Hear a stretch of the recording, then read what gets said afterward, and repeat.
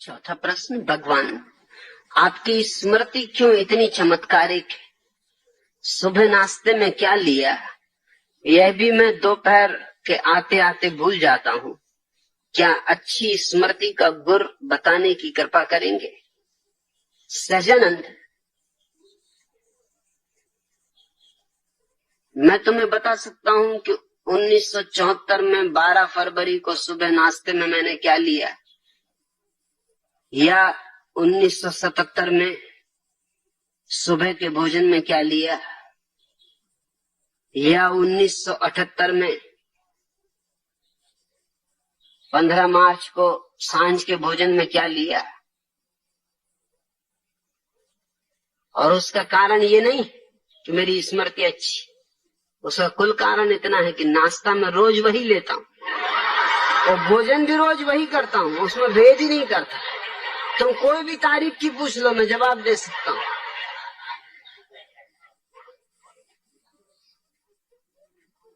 उसमें भूल चूक का उपाय ही नहीं।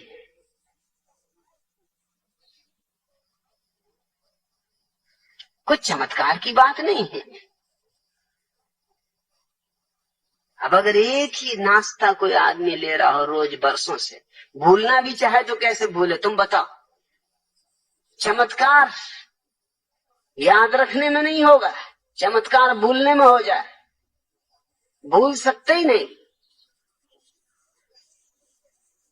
खाना भी वही लेता हूं रोज नियमित, सुबह भी वही, शाम भी वही। उतने ही कप चाय पीता हूं रोज, तारीख कोई हो, दिन कोई हो, साल कोई हो। स्वस्थ हूं कि बीमार, कोई फर्क नहीं करता। हर हालत में सब वैसा ही चलने देता हूं जैसा चलता है। इसमें कुछ स्मृति की खूबी नहीं है।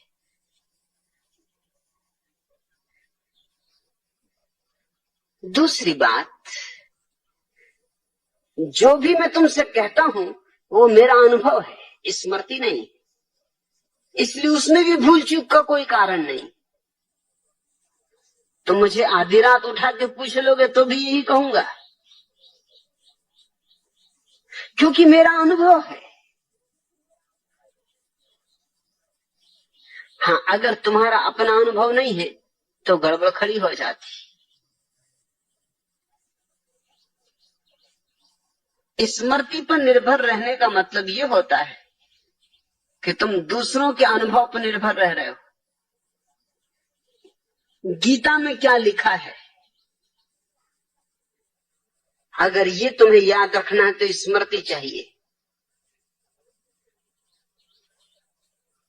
कुरान में क्या लिखा है, अगर ये तुम्हें याद रखना है तो स्मृति चाहिए।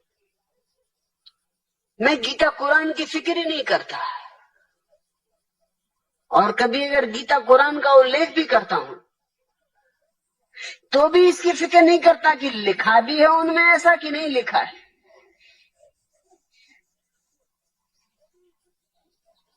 मैं नागपुर में था और मैंने एक बुद्ध के जीवन की कहानी कही कि बुद्ध एक रास्ते से गुजर रहे, वो उनके बुद्धत्व के उपलब्धि के पहले की घटना है। वो अपने एक शिष्य से बात कर रहे हैं, एक मक्खी उनके मुंह पे आके बैठ गई। बात जारी रखी उन्होंने, और जैसा कि आमतौर से हम करते, मक्खी को यंत्रवत हाथ से उड़ा दिया। फिर ठिठक के खड़े हो गए। तत्क्षण याद आया कि मक्खी को होशपूर्वक नहीं उड़ाया, और वही उनकी साधना थी। वही साधना में वो लगे थे कि प्रत्येक कृत्य होशपूर्वक करना, यंत्रवत नहीं। अब मक्खी तो थी नहीं, वो तो उड़ गई थी। मक्खी को क्या मतलब कि तुमने यंत्रवत उड़ाया कि होशपूर्वक उड़ाया, मक्खी को क्या लेना देना, वो तो हाथ देख के उड़ गई। लेकिन बुद्ध अपने हाथ को उठाए फिर से, जैसे कि मक्खी बैठी हो। शिष्य खड़ा होकर भौचक्का देखता रहा। बुद्ध हाथ को ले गए सिर के पास, मक्खी को उड़ाया जो कि वहां थी नहीं, फिर वापस हाथ को नीचा किया, फिर जहां बात टूट गई थी वहां बात शुरू की। शिष्य ने कहा मैं बात तो भूल ही गया, मैं ये पूछना चाहता हूं ये आपने क्या किया? मक्खी तो कब की उड़ चुकी, आप पहले उड़ा चुके, अब क्या उड़ा रहे थे? बुद्ध ने कहा अब मैं इस तरह उड़ा रहा था जैसे कि मुझे पहले उड़ाना चाहिए था, भूल हो गई, भूल सुधार कर रहा था और देख रहा था कि किस तरह उड़ाना उचित होता है, वो मैंने अनुभव करके देखा। एक बौद्ध भिक्षु मेरी ये बात सुन रहे थे, वो रात मुझसे मिलने आए, उन्होंने कहा कहानी तो आपने बड़ी अद्भुत कही, लेकिन मैं त्रिपिटक पढ़ चुका हूं, पूरे शास्त्र बौद्धों के, ये कहानी कहीं है ही नहीं। तो मैंने कहा जोड़ लेना, छूट गई होगी, लिखने वाले भूल गए होंगे। वो मुझे बहुत भौचक्के होकर देखे, उन्होंने कहा आप कहते क्या?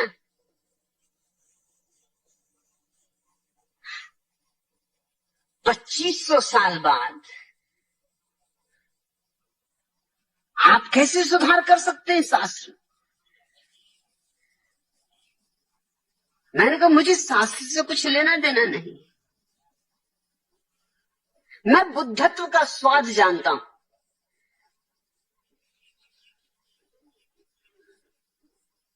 ये कहानी घटने ही चाहिए। बुद्धत्व की साधना में जो लगा है उसके जीवन में ऐसी घटे वैसी घटे, कोई और ढंग से घटे, मगर ये घटना घटनी ही चाहिए, कई तरह घट सकती। उनका बात तो बिल्कुल जमी, बात समझ में भी आई कि बुद्ध की सारी साधना ही जागरूकता की है। तो मैंने कहा कि बस बात जमने की बात है, बात समझने की बात है, बुद्ध की अंतरधारा के विपरीत तो नहीं है बात। उन्होंने कहा नहीं, अंतरधारा के विपरीत नहीं, अंतरधारा के बिल्कुल अनुकूल है।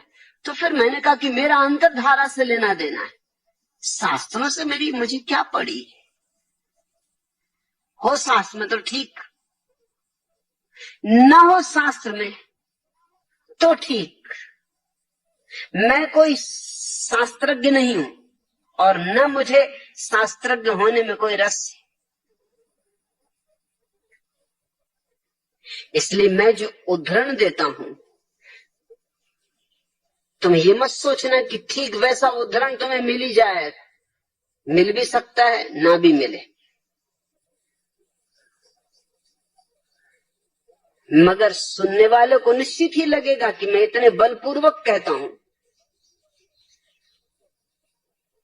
कि होना ही चाहिए।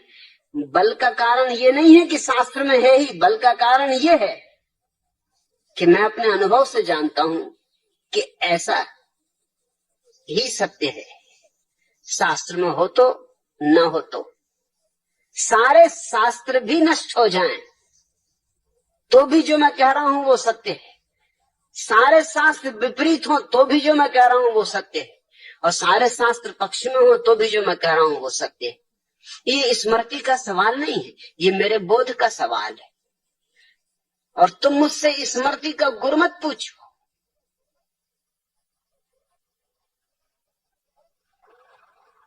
तुम मुझसे बोध का गुर पूछो। मैं यहां स्मृति सिखाने के लिए नहीं बैठा हूं। स्मृति सीखनी हो कठिन मामला नहीं है, एक ही रास्ता, खूब घोंको, और कोई रास्ता नहीं है स्मृति का। जो भी याद करना है खूब घोंकते रहो उसको, बार बार दोहराओ ताकि लकीर पड़ जाए। कहावत तो सुनी ना, रसरी आवत जात है सिर पर पड़त निशान। पत्थर तक पे निशान पड़ जाता, रस्सी आते जाती रहे, आती रहे, जाती रहे। करत करत अभ्यास के जड़मती होत सुजान। सुजान नहीं होते, ख्याल रखना। जड़मती तो जड़मती ही रहते हैं, अभ्यास कितने ही करें। हाँ, स्मृति उनकी अच्छी हो जाती, पंडित हो जाते, सुजान नहीं। सुजान तो बात और है।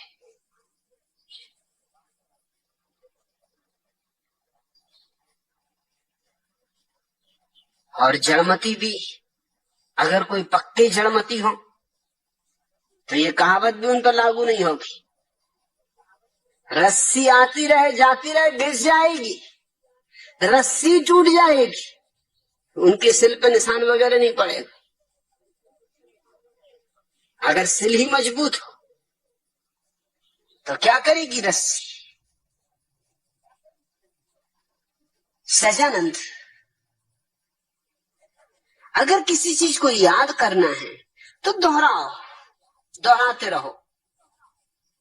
इसी तरह तो पाठ कर रहे हैं लोग बैठे रोज सुबह गीता का, कुरान का, दोहराते रहते हैं, दोहराते रहते हैं, दोहराते रहते हैं। तोते को भी तुम रोज रोज कहो कि कहते रहो मिट्ठू राम राम राम राम,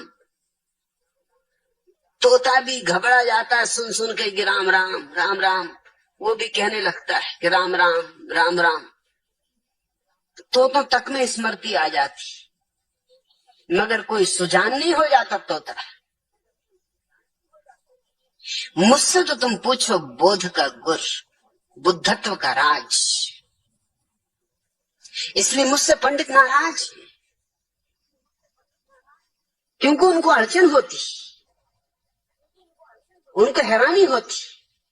वो शास्त्र की बंधी हुई लकीरों से जीते। मैं कबीर पर बोला तो कबीर पंथियों के जो प्रधान है उनका पत्र आया, लंबा पत्र आया कि और तो आपने सब अच्छा कहा, लेकिन एक जगह आपने कबीर की इस तरह व्याख्या की जो शास्त्रीय नहीं। तो मैंने उनको लिखवा दिया कि वो शास्त्रों का दुर्भाग्य, उसमें मैं क्या कर सकता हूं। मुझे जो कहना है वही कहूंगा। शास्त्र का समर्थन मुझे मिलना चाहिए, इसकी न तो अपेक्षा है न जरूरत है न प्रयोजन है। मैं जो भी बोल रहा हूं उसका प्रमाण मैं हूं, उसका प्रमाण कहीं और नहीं। इसलिए मैं सारी बातों को बलपूर्वक बोल सकता हूं। ऐसा बल स्मृति का नहीं होता, ऐसा बल स्मृति में हो ही नहीं सकता, और भूलने का कोई सवाल ही नहीं उठता। अपना अनुभव है, भूलूं भी तो कैसे भूलूं। जो जाना है सो जाना है। इधर से पूछो, उधर से पूछो, हजार ढंग से पूछो, मैं वही कहूंगा जो मुझे कहना है।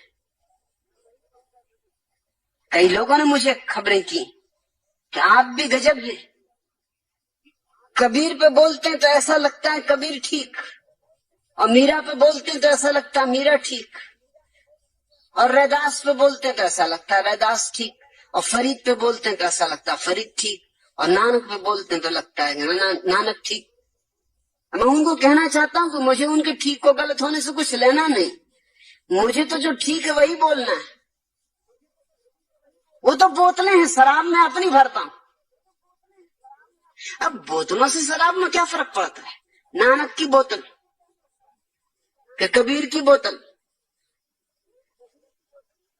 गगरी किसी की भी, अनुभव तो मैं अपना डालता हूं।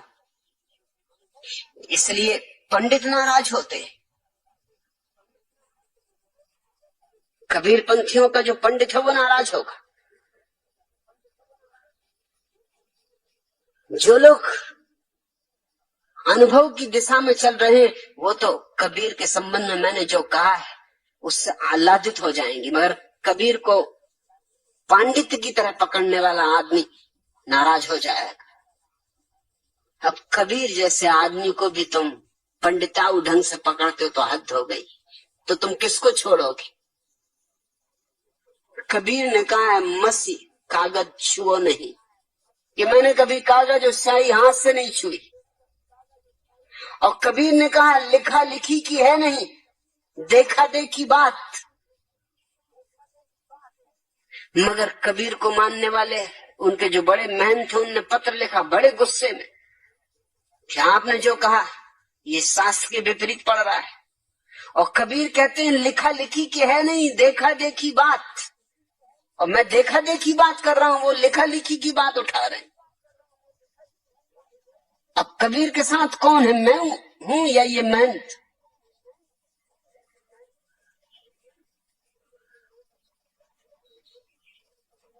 कबीर जैसे व्यक्ति को जिसने कहा कि ढाई आखर प्रेम के पढ़े सो पंडित हो, उसको भी लोग किताबों में पकड़े हुए, पोथियों में जकड़े हुए।